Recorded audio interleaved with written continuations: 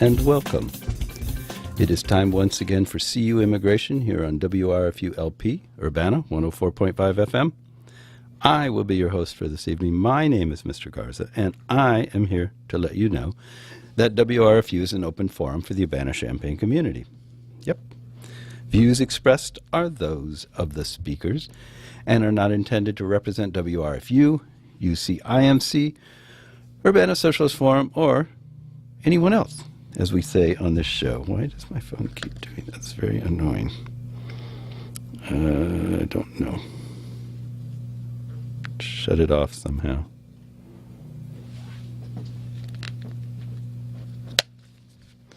Anyway, views expressed, all that stuff.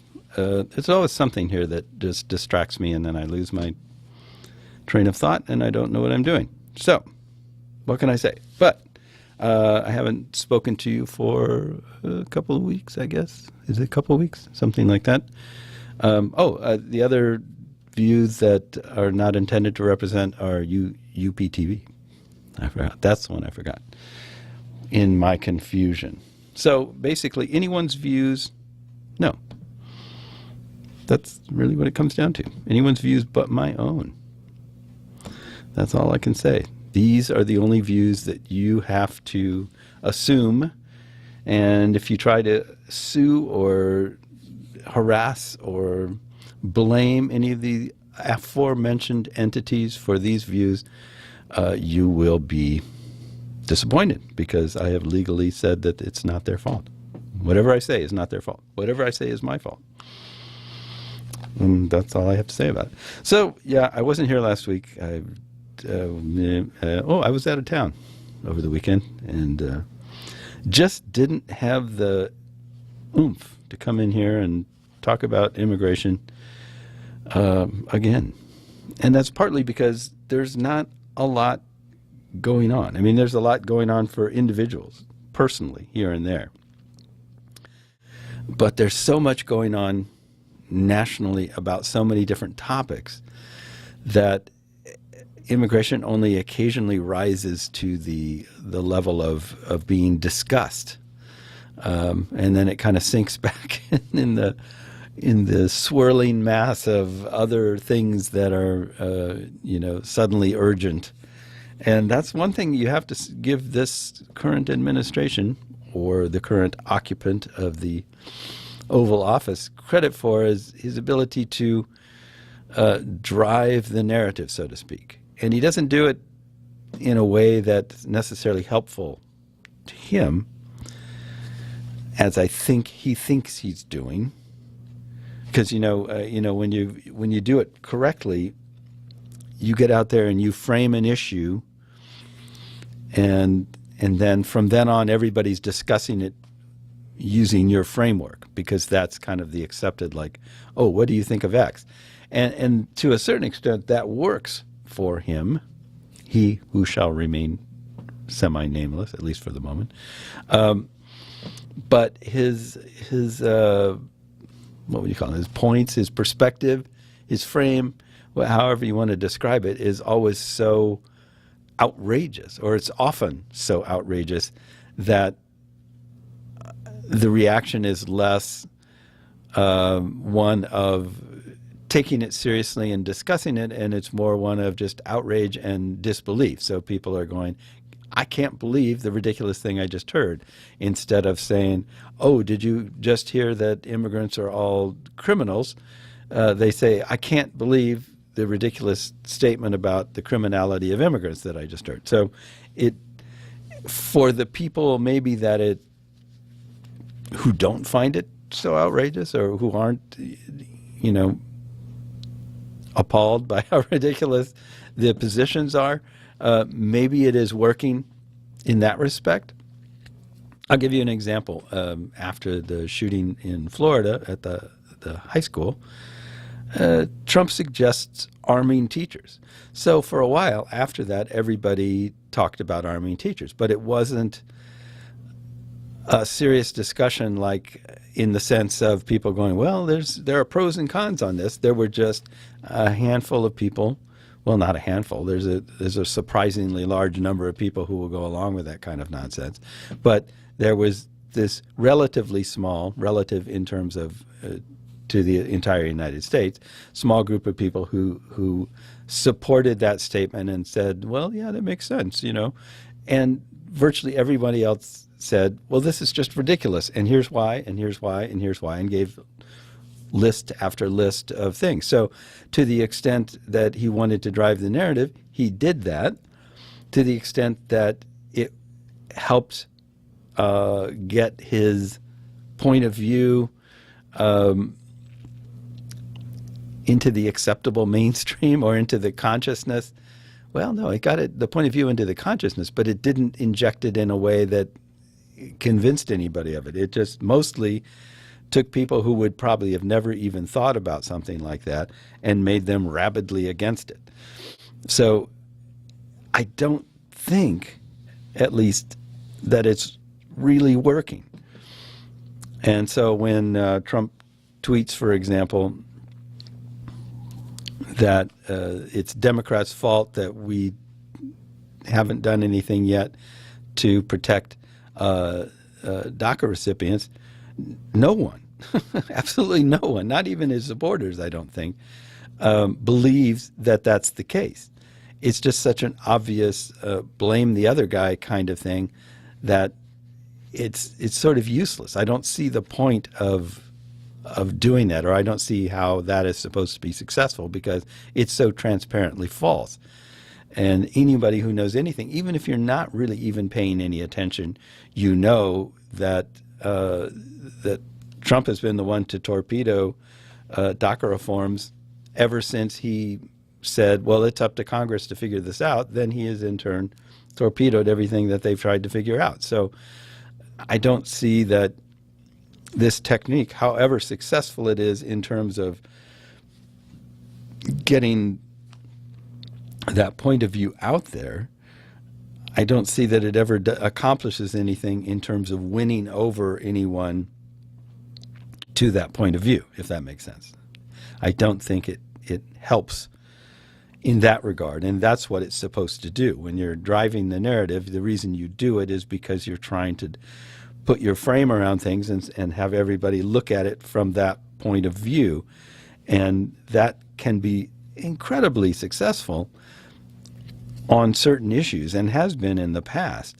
But it doesn't work unless your point of view at least makes some sense and at least seems reasonable. It has to seem reasonable. It has to feel reasonable for anything like that to accomplish what you're hoping it'll accomplish. So in that regard, I don't think it works. But anyway, the point of all of that is that by driving the narrative in that way, he makes it very difficult when the topic isn't immigration, for immigration to ever really rise to the level of getting in the news and being something that is easy to talk about or that gives you points about which to talk.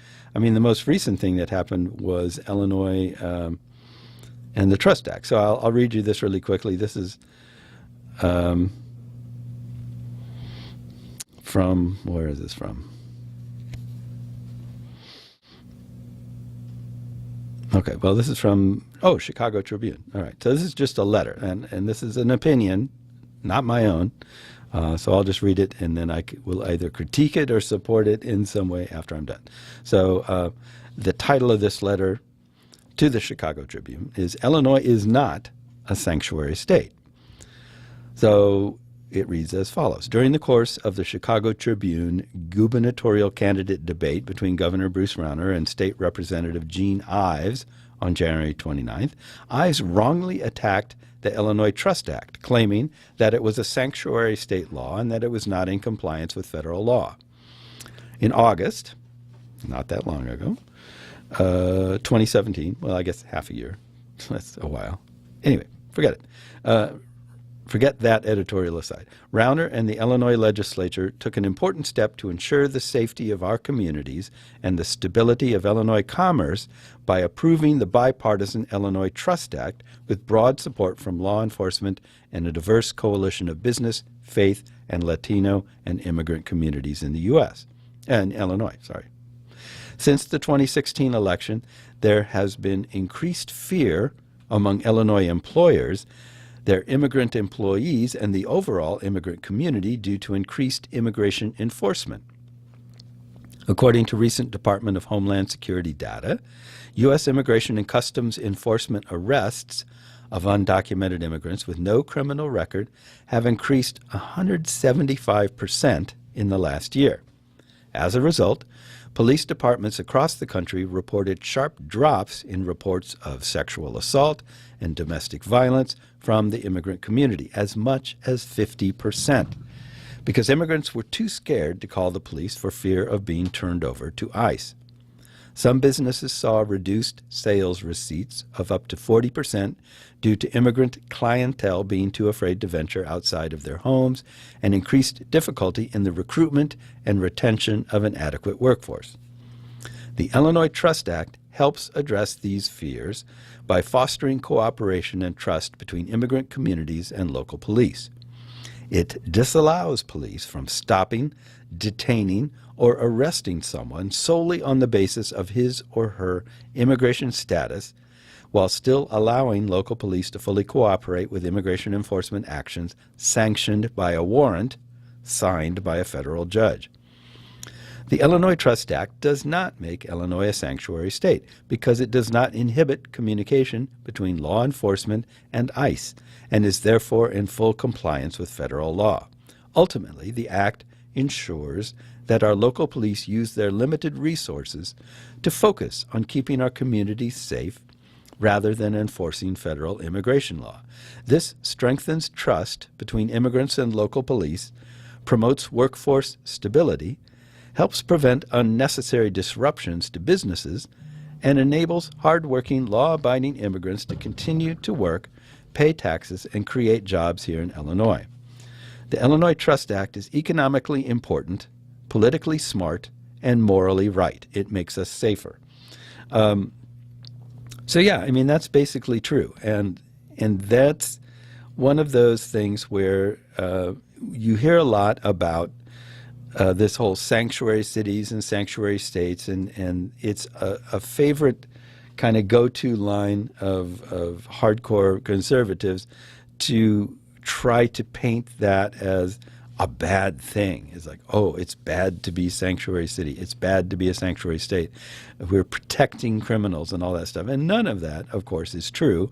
And it couldn't be any farther from the truth. But it's a convenient tagline. That's what I was talking about earlier about framing the debate. If you can frame the debate as accusing a city or a state, as this person was trying to do, Ms. Ives was trying to do in this debate, accusing Illinois of being a sanctuary state as if that's something that you have to go, no, it's not. And in fact, that letter right there demonstrates why that framing is useful, because these guys felt it was necessary to push back against the statement that Illinois was a sanctuary state, as if there were something wrong with being a sanctuary state. And that's where framing plays a key role, because you push with that and someone has to respond with that, and by the very defense, you are making it seem like, oh, there must be something wrong with this, or else you would embrace it rather than protest against it. It's a bit like in our heavily heteronormative society of accusing someone of being gay. You say, oh, you're gay.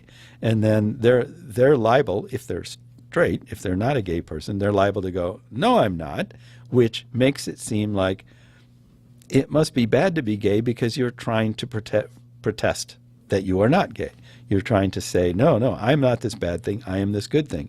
When in fact, you would merely be trying to set the record straight, no pun intended. So it's just interesting how that stuff works. But like I was saying with Trump, it doesn't seem to work very well because his frames are so weird and outrageous.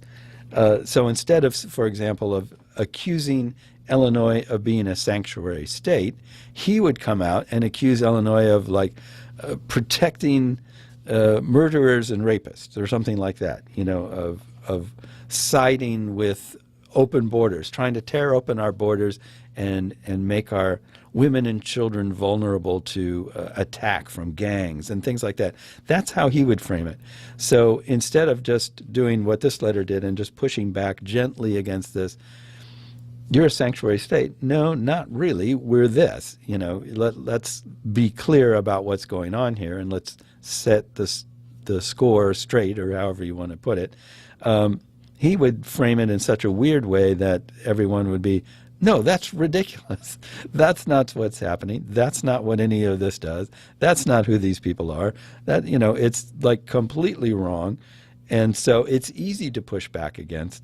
And I don't know. I just don't think it works very well. So I'm glad about that. It makes it difficult as a radio host.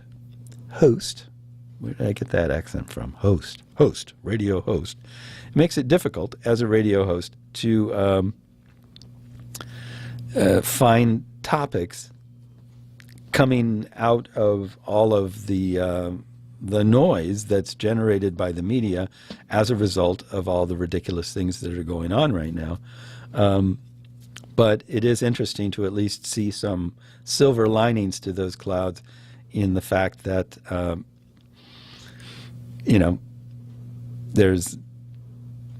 it's not working very well, I guess. It's just making a lot of noise. It's sound and fury signifying nothing, as Shakespeare so aptly put it. Shakespeare very aptly put a lot of things.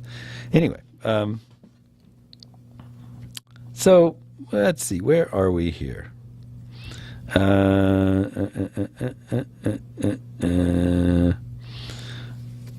So this was kind of disturbing when I read this the other day. Speaking of stuff like this, and I wasn't really, but I will right now. This is from the Mercury News. I read this earlier, and I found it kind of a different article about this. But according to this, or according to a report, ICE is using Facebook to track undocumented immigrants wanted for deportation. It's kind of weird. So follow along and you see how this works.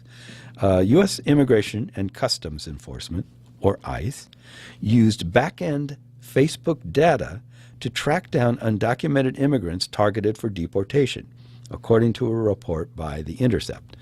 Documents and emails obtained by the publication through a public records request, Freedom of Information Act, FOIA, provided a rare glimpse into one of the tactics ICE used to monitor undocumented immigrants before rounding them up.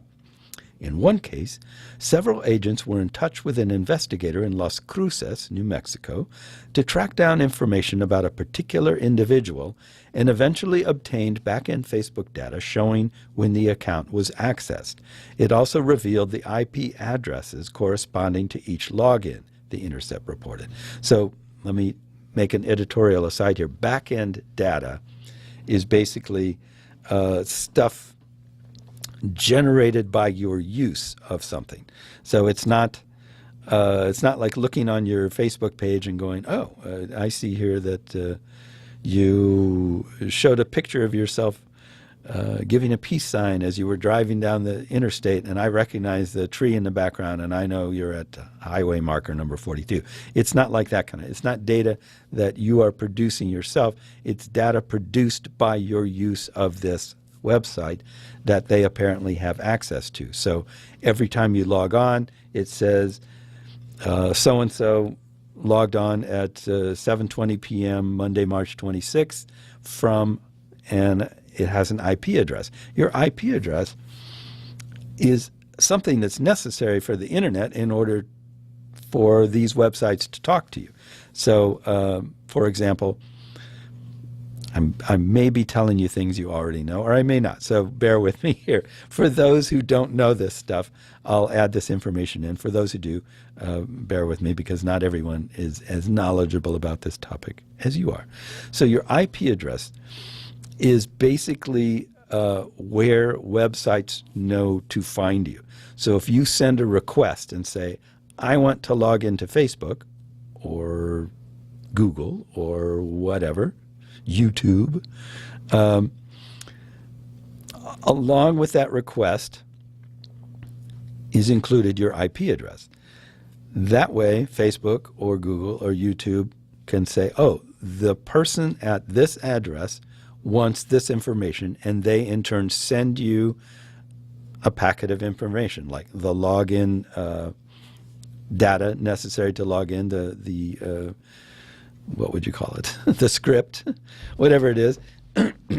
And so you go back and forth like that. It's similar to your cell phone. Your cell phone has your location at all times, and it's sending out constantly to the telephone company. It's sending your location. So it's saying the user of 333-1212 is at the corner of Park and Main Street. I mean, it's not like that. It's probably global positioning or something.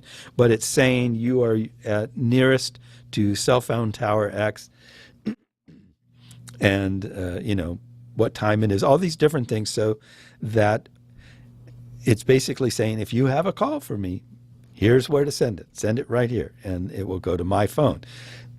That way it doesn't go to every phone of everybody. It's coming to your phone specifically.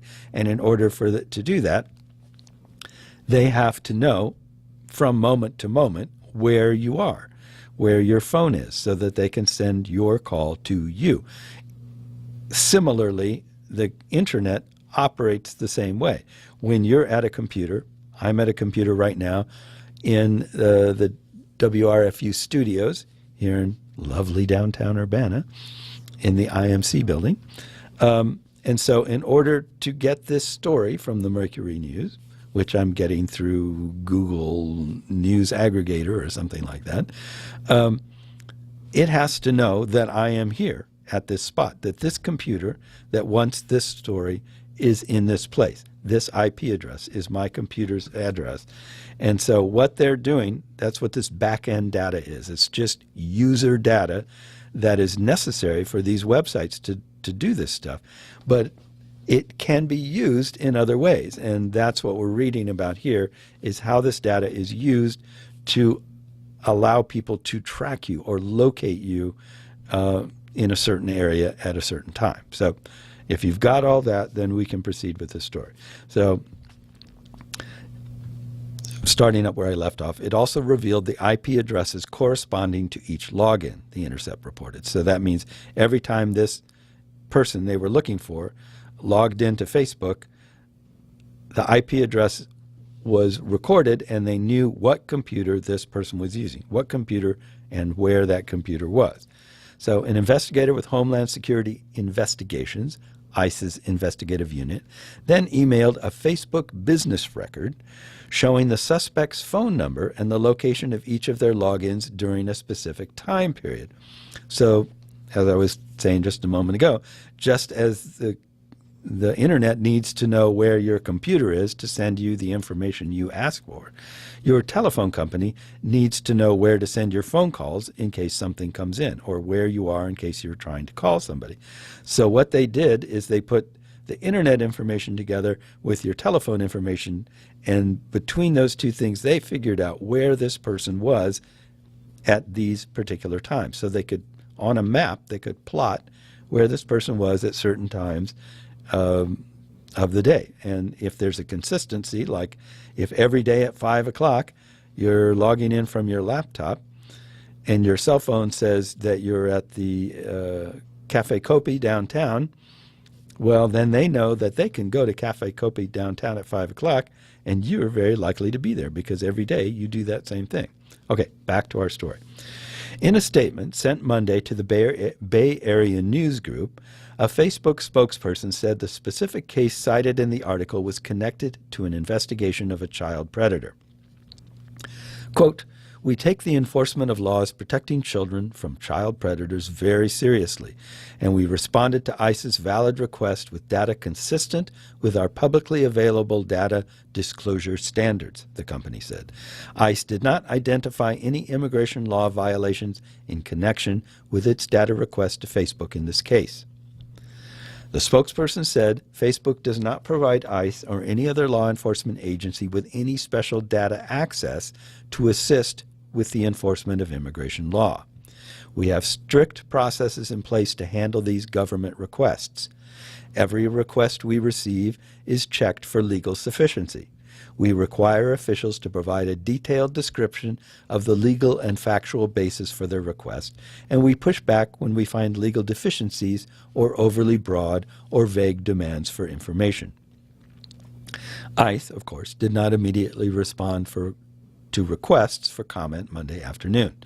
An ICE spokesman told the publication that, during the course of a criminal investigation, we have the ability to seek subpoenas and court orders to legally compel a company to provide information that may assist in case completion and subsequent prosecution.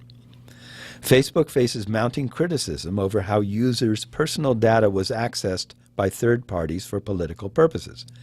Reports last week revealed that Cambridge Analytica, a London-based data analytics firm that worked with Donald Trump's presidential campaign, had accessed the personal information of 50 million Facebook users without their permission.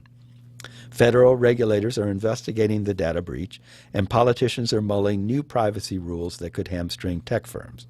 Facebook CEO Mark Zuckerberg has since apologized, admitting his company, quote, made mistakes in handling its more than 2.2 billion users' information. A semi-annual transparency report detailed the number of government requests for user data it received showed that from January 2017 through June 2017, Facebook received 32,716 requests for data from 52,280 users. It's unclear how many of these requests came from ICE. So this seems, on the surface, to be a relatively reasonable request in terms of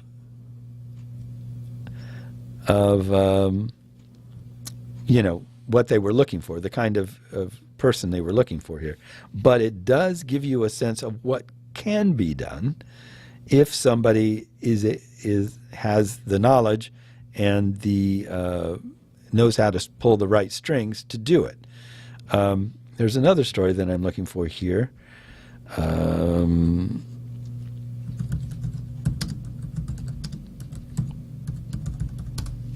Okay.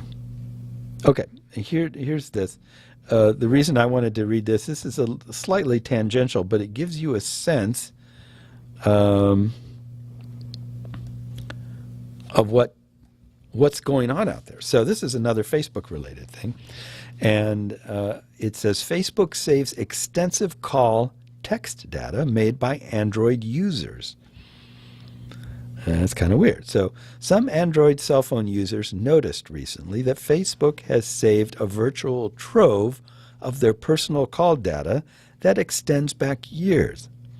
Amid an outcry over the social network's handling of a controversy involving a third-party application's misuse of personal data, several Android users who pulled down archived data from Facebook found very detailed personal metadata.